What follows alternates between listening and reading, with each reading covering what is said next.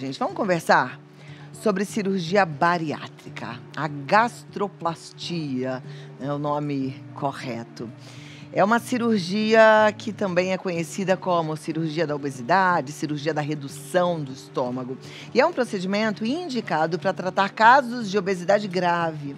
Essa cirurgia muda a forma original do estômago, reduz a capacidade de receber alimentos, mas também dificulta a absorção de um número exagerado de calorias, consequentemente, reduz o peso das pessoas que passam pelo procedimento e requer uma atenção especial para a absorção dos bons nutrientes necessários para o bom funcionamento do organismo. E hoje a gente está aqui com 3 queridos. O gastrocirurgião Gustavo Paturi, a psicóloga Regiane Esbriça e a Tainá Truizzi, que passou pela cirurgia e vai compartilhar um pouquinho da história dela com a gente. Sejam todos muito bem-vindos. Doutor Gustavo, obrigada por estar aqui mais uma vez. Regiane, seja muito bem-vinda.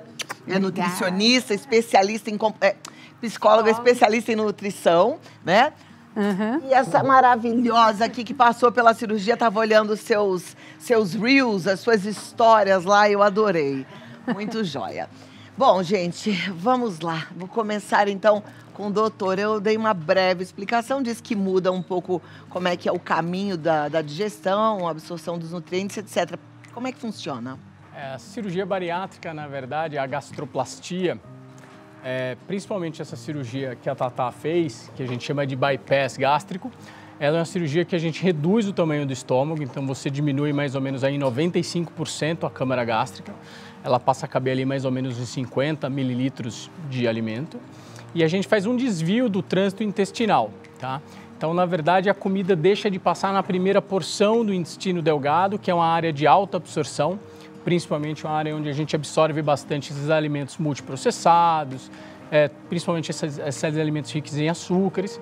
E aí essa comida deixando de passar nessa porção inicial, ela chega um pouco mais crua no intestino médio e aí você tem uma alta produção de hormônios, tá? Hormônios intestinais, que vão te dar essa sensação de saciedade precoce, que vão melhorar a captação de insulina pelas células. Antigamente a gente achava que a perda de peso ela se dava principalmente pelo tamanho do estômago e justamente por essa questão da desabsorção, que a comida praticamente não era absorvida por parte do intestino. Olha, eu tô com uma imagem, eu queria que a gente olhasse para poder entender melhor. Aí Aqui é o estômago, a gente faz esse grampeamento do estômago, reduzindo 95%, e esse é o desvio do intestino que a gente faz. A comida deixa de passar naquela primeira porção intestinal. Então, você tem 1 metro de intestino que a comida vai passar sem ser absorvida, que é o que está em azul, porque ela não tem contato com as enzimas digestivas que estão ali no verde. Uhum. E ela só passa a ser absorvida por cerca de 1 metro, 1,5 metro depois, que é quando elas se juntam ali embaixo. A gente achava que por causa dessa desabsorção e dessa restrição que se dava grande parte da perda de peso. Hoje em dia a gente sabe que é muito mais pela parte metabólica. A alta produção hormonal de hormônios como PYY, GLP-1, são os hormônios que vão lá no cérebro da gente e falam assim, ó, você está saciada, você não precisa mais comer. Então hoje a gente sabe que não é porque não cabe mais no estômago, não é mais pela restrição, e sim por essa parte metabólica. Olha que interessante. Então, na verdade, é muito mais por conta desse desvio do intestino do que pela diminuição do estômago. Só pela diminuição. A diminuição ela tem um fator restritivo, tá? Mas a gente sabe que, na verdade, o principal fator que faz essa perda de peso, principalmente prolongada do paciente, é justamente essa parte metabólica e principalmente a parte de melhora das doenças, de hipertensão, melhora de diabetes. Isso é justamente por causa desse desvio de trânsito intestinal e dessa alta produção hormonal que a gente tem. O paciente, geralmente, ele pode ter uma perda de peso aí, a maioria varia de 35% até 45% do peso. Uhum. A Tatá perdeu quanto? Perdi 92 até agora. Você perdeu 92 quilos? 92 quilos. Impressionante. Gente, e de quanto tempo pra cá? Um ano. Um ano. Um mês, vai. Eu digo que é impressionante porque você tá super saudável, né? E quando a gente pensa em 92 quilos, é uma outra Tatá, porque hoje você pesa quanto? 120. Então, é quase que a outra sua parte, né, que ficou ali. Que joia! E como é que foi esse processo pra você? Maravilhoso. Foi assim, Tem literalmente, sido, né? Tem sido.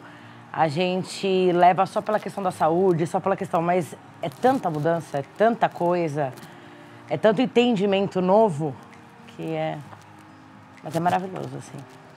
Eu acompanhei alguns reels seus, como eu estava falando, entrei no seu Instagram, e uma coisa que me chamou muita atenção é que você rejuvenesceu muito, né? Você virou uma menina, de repente. É impressionante, você deve perceber isso também. E aí, o estilo de vida muda? Muda.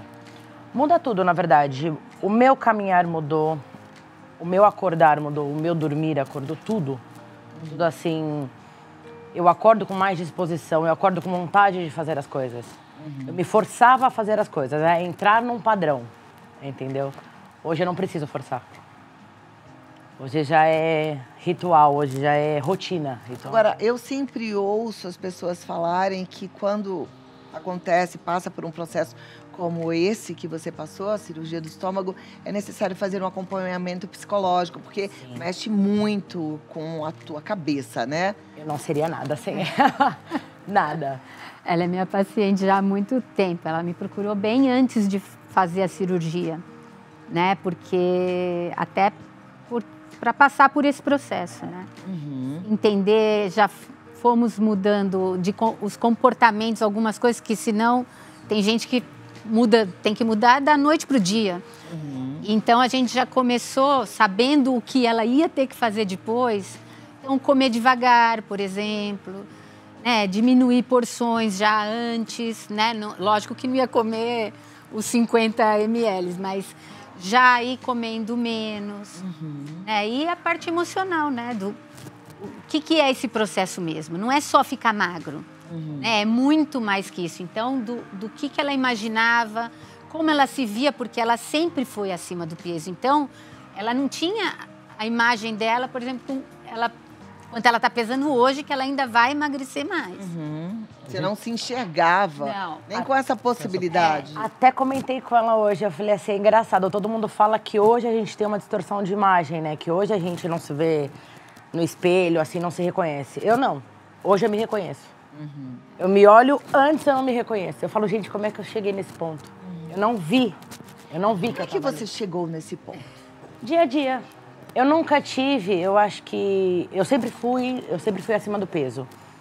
Então, eu acho que a gente se programa isso, né? A se encaixar, a continuar uma vida, né?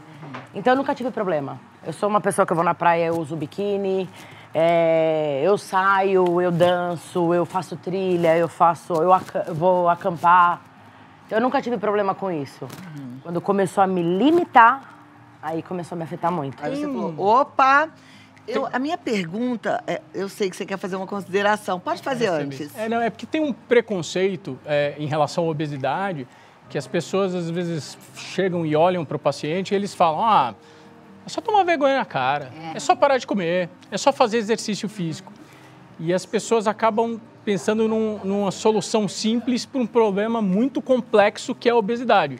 É uma doença multifatorial, que você tem fatores psicológicos, comportamentais, hereditários.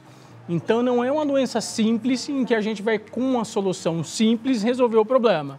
Então, você precisa, na verdade, de um acompanhamento psicológico, nutricional, endocrinológico, com cirurgião bariátrico, para justamente você ter sucesso.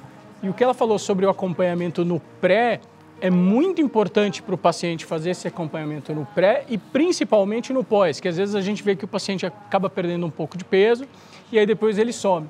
E o que a gente vê que os maiores sucessos dos pacientes, que é a perda de peso a longo prazo, 5, 10 anos de perda de peso, são justamente esses pacientes que mantêm o tratamento e o acompanhamento, porque a obesidade é uma doença crônica. Mesmo perdendo peso, ela precisa tratar dessa doença. Então, tem que fazer esse acompanhamento o resto da vida. Perfeito. Entendi que é multifatorial. Depois eu vou perguntar para a Regiane sobre essas raízes da parte emocional.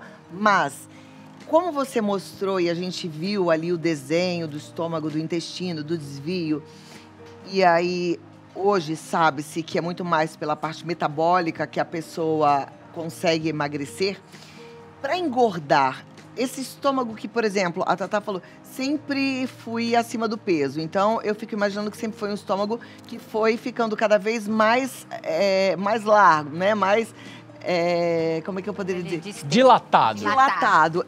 Ele também não reduz. A pessoa não acaba que come mais e come mais e come mais, ele vai ficando cada vez mais dilatado? Por incrível que pareça, não. Não? Eu até estava lendo um estudo há 2 semanas atrás, justamente que eles fizeram justamente essa pesquisa para ver se realmente os estômagos eram maiores, ou se, por exemplo, quando a pessoa fazia uma dieta restritiva por muito tempo, esse estômago diminuía. E, na verdade, isso não tem relação. A gente sabe que, na verdade, é basicamente por ingestão calórica, mas não quer dizer de quantidade, mas principalmente do tipo de caloria, da realização de exercício físico e principalmente dessa questão metabólica, que geralmente é a parte hormonal. Para você ter uma ideia de como a questão hormonal funciona, a gente tem um hormônio só, que é a grelina, que é o hormônio que vai lá no cérebro e fala assim, ó, você está com fome. E você tem mais ou menos uns 13 a 15 hormônios brigando para tentar te dar a sensação de saciedade. Ou seja, veja a força de um hormônio só que ele consegue suprir esses outros 15. Então, é muito difícil você conseguir essa perda de peso. É uma grelina poderosa, pelo que eu estou entendendo. Poderosa. Porque a minha pergunta foi até... Eu acompanho muito aqueles programas de excesso de peso, que agora vai ter, inclusive, já tem, né, aqui no Brasil. Quilos Mortais. Quilos Mortais, do Brasil. Muito legal, que bom. Mas aí eu fico impressionada porque as pessoas comem uma quantidade muito grande, né? Então eu fico pensando, então esse estômago cabe muita coisa, porque lá, pelo menos fora do Brasil, eles comem 4 cheeseburgers de uma vez, mais um monte de batata e mais não sei o quê, mais sorvete. Aquela quantidade eu acho que não ia caber dentro do meu estômago. Seu estômago. E o que, por exemplo, quando você faz essa cirurgia bariátrica, às vezes os pacientes perguntam isso, doutor, eu vou conseguir comer normal depois de um tempo? A restrição do estômago ele é pequena, mas a ligação com o intestino ela é uma ligação direta. Você não tem uma válvulazinha que nem você tem no estômago original, em que dá uma restrição de comida. Então, depois de 6 meses, 8 meses, o paciente ele vê que ele consegue comer uma certa quantidade, que não é só esses 50 ml, porque a comida para um pouquinho no estômago e ela já desce para o intestino. Então você está dizendo que se eu quisesse, por exemplo, comer esse tanto de coisa de uma vez só, eu conseguiria? Com o tempo, sim. Mas aí com o tempo, sim. Com determinado tempo, Mas sim. aí depois, para eu liberar essa grelina, para mandar essa sensação de saciedade, eu não vou ter que estar com esse estômago cheio? Mas aí não é no estômago, principalmente na parte intestinal. Como você come... Por que a gente fala para você comer bastante verdura? São alimentos que justamente chegam praticamente crus nessa parte do intestino médio. Quando você tem comida industrializada, multiprocessada, a grande maioria desses alimentos são absorvidos logo nesse início do intestino.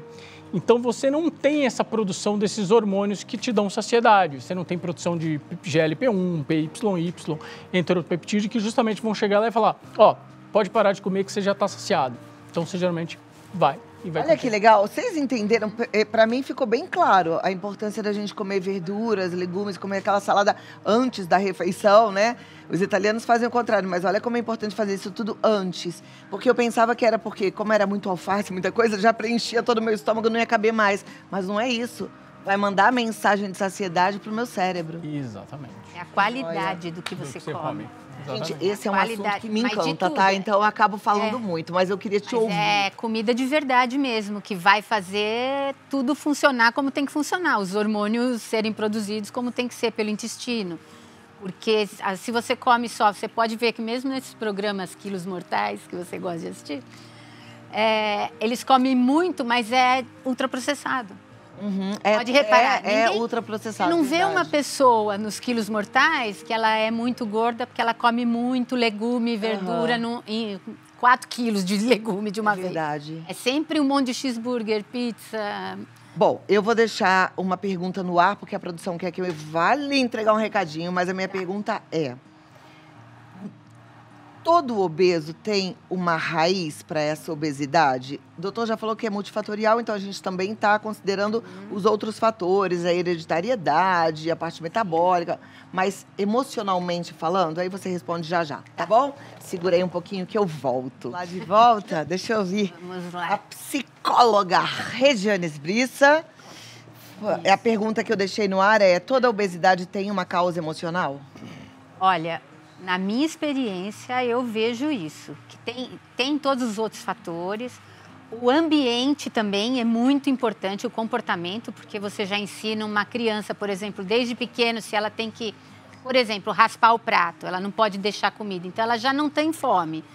E você força ela a comer, ela vai perdendo esse sentido da fome dela.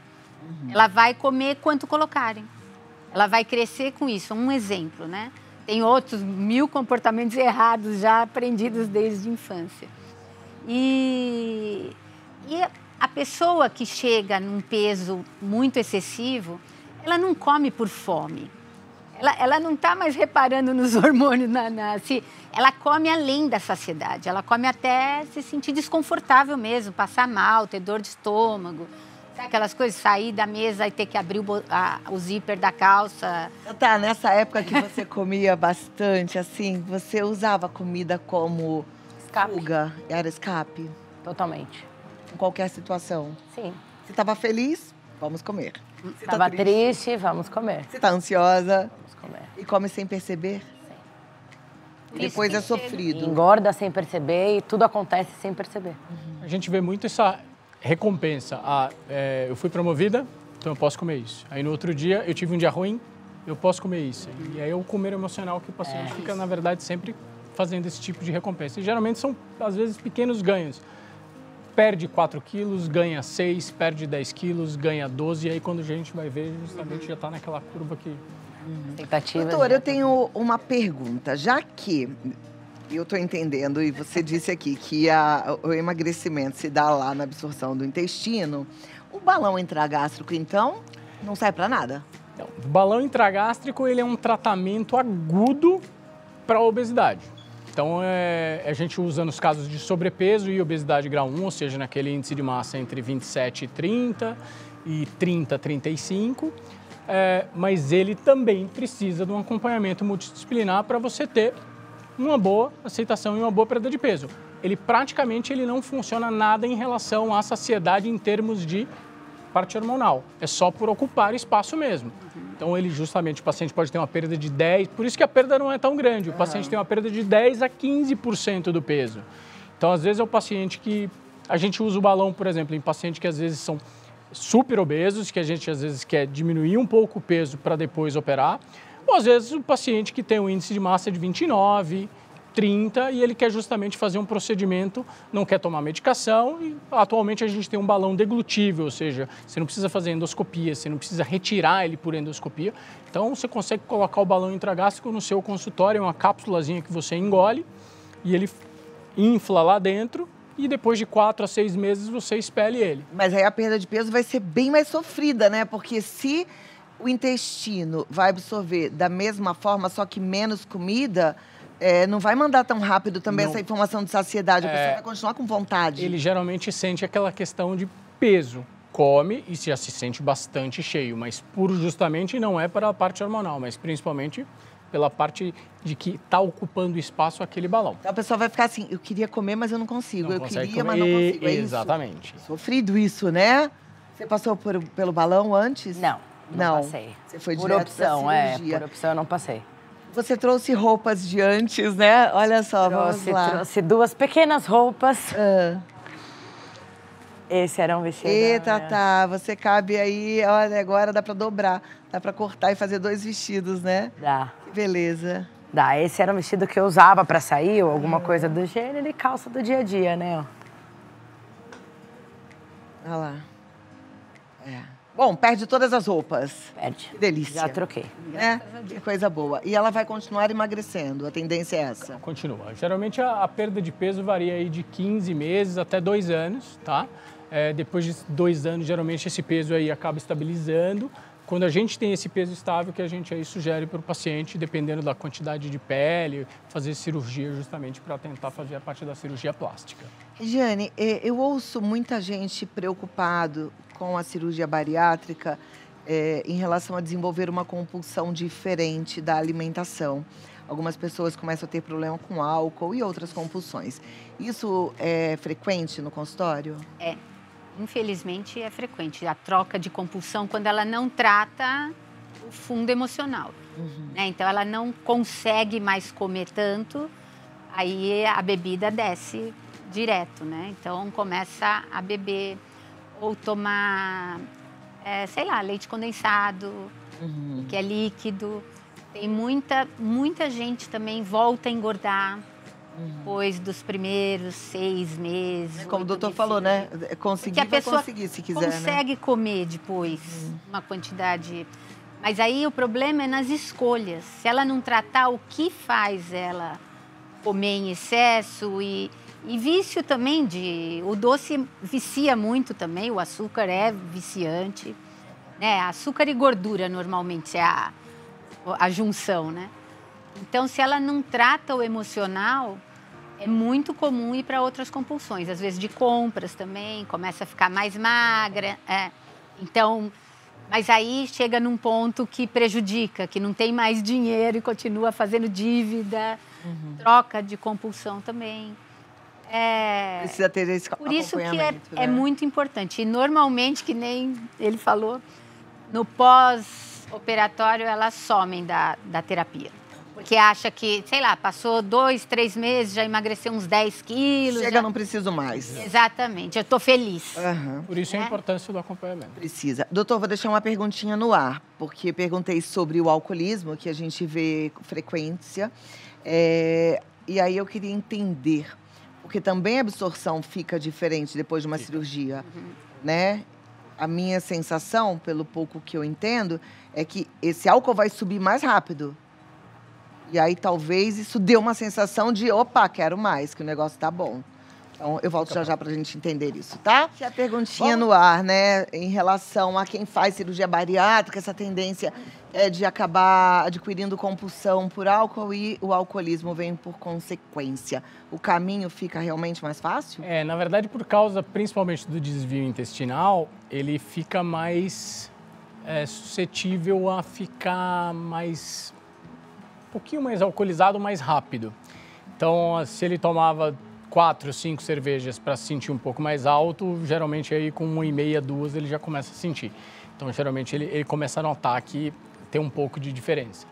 E aí, às vezes, pode levar à compulsão. Geralmente aí quem gosta de beber pela sensação de estar alcoolizado, né, vai acabar gostando de beber cada vez mais. Quem tinha compulsão por comida, e não tratou essa compulsão antes de operar, ela vai achar outro caminho. A compulsão vai achar outro caminho. Infelizmente, um deles é o álcool e é até o mais, acho que é o mais comum. Mais comum. 20%, né, das operadas. A gente geralmente proíbe, tá? Nos meus pacientes, eu geralmente proíbo o álcool nos primeiros 6 meses. Por ser caloria vazia, pelo risco principalmente de ficar um pouco mais alto, mais rápido. E também porque, às vezes, facilita os quadros de úlcera. Isso é um problema para você, Tatá? O alcoolismo? Não, assim, tomar uma bebida alcoólica? Não, problema não. É socialmente, né? Então... Joia. É mais para quem não está tratando, né? Você tem uma anja na sua vida? Tenho. Né? E olha lá. Tem no pré e no pós agora. Que bom. Olha, a Raí Tibério está perguntando qual o melhor perfil do paciente da cirurgia bariátrica. Quais são os riscos se for magro demais? Para fazer a cirurgia bariátrica, a gente precisa ter um índice de massa. Então, você precisa pegar o peso, dividir pela altura ao quadrado. Então, a gente só pode operar esses pacientes que têm um índice de massa acima de 35, com alguma comorbidade, diabetes, hipertensão, esteatose hepática, doença do refluxo, ou aqueles pacientes que têm um índice de massa acima de 40, mesmo sem qualquer doença. Os pacientes magros demais, assim, esses pacientes que têm um índice de massa abaixo de 35, a gente não opera. Tem alguns pacientes com um índice de massa entre 30 e 35, mas que têm diabetes, que a gente faz o que a gente chama de cirurgia metabólica. Mas a gente não faz cirurgia bariátrica em paciente que não precisa, isso jamais. Perfeito. Próxima pergunta, obrigada, Raí Tibério. Deixa eu ver, Ana Maria Tadeu. Quais são as principais técnicas cirúrgicas usadas na bariátrica? Fiz cesárea no nascimento do meu filho e tenho medo disso ser algum problema na bariátrica. Isso pode afetar em algo? Basicamente, a gente tem 2 a 3 técnicas. A gente tem o bypass, tem a gastrectomia vertical e tem a cirurgia de bipartição. Tá? Atualmente no Brasil, o bypass, que foi aquela que a gente mostrou do desvio intestinal, e a gastrectomia vertical, que é uma que a gente reduz em 80% o estômago, são as mais realizadas. Eu não entendi um pouco a pergunta, mas em relação à cesárea, isso não muda nada. Tá? Até para gestação, atualmente, a gente não tem nenhum sinal, não tem nenhuma mudança. A gente só pede para justamente os pacientes que forem submetidos à cirurgia bariátrica, quem querem engravidar, esperar pelo menos esses 2 anos. Perfeito. Doutor, nosso tempo infelizmente acabou. Eu amei recebê-los. Voltem outras vezes para a gente conversar mais. Você que enviou sua pergunta e não teve a resposta porque não deu tempo, a gente vai encaminhar para toda a turma aqui, tá bom? Muito obrigada. Muito obrigada, Gustavo Paturi. Paturi. É DR Gustavo Paturi lá no Instagram. Segue lá. A Regiane Esbriça, que é psicóloga, ela é psicóloga cognitiva especializada em transtornos alimentares, compulsões e emagrecimento. E o contato dela é Regiane Pense Magro. Inclusive, ela faz comidinhas maravilhosas, já veio aqui ao Vida Melhor fazer. E ela também entrega essas comidinhas saudáveis para você que já entendeu que tem que pensar magro, tá?